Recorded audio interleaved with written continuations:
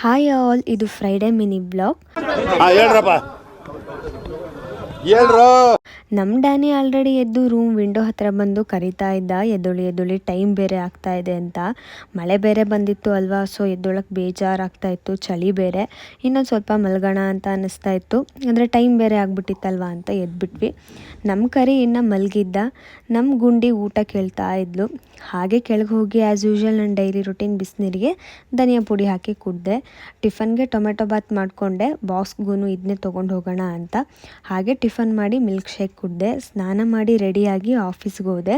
ಒಂದೊಂದು ಸಲ ಅನಿಸುತ್ತೆ ಯಾರಪ್ಪ ಹೋಗ್ತಾರೆ ಆಫೀಸ್ಗೆ ಅಂತ. ಹಾಗಂತ ಮನೇಲಿದ್ದರೂ ಬೇಜಾರಾಗುತ್ತೆ, ಮನೇಲಿದ್ದಾಗ ಆಫೀಸ್ಗೆ ಹೋಗಬೇಕಿತ್ತು ಅನಿಸುತ್ತೆ. ಏನು ಮಾಡೋದು, ಆಗಲ್ಲ.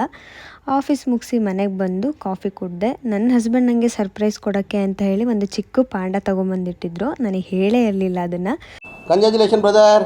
ನಾನು ಮೊನ್ನೆ ತಿಮ್ಮಪ್ಪನ ಬೆಟ್ಟಕ್ಕೆ ಹೋಗ್ತಾ ನಾನು ಕೇಳಿದ್ದೆ, ಅಲ್ಲಿ ಆನ್ ದಿ ವೇ ಹೋಗ್ತಾ ರೋಡಲ್ಲಿ ಟೆಡಿ ಬೇರ್ಸ್ನೆಲ್ಲ ಇಟ್ಕೊಂಡಿದ್ರು. ಸೊ ನನಗೆ ಪಾಂಡ ಬೇಕು ಅಂತ ಕೇಳಿದ್ದೆ.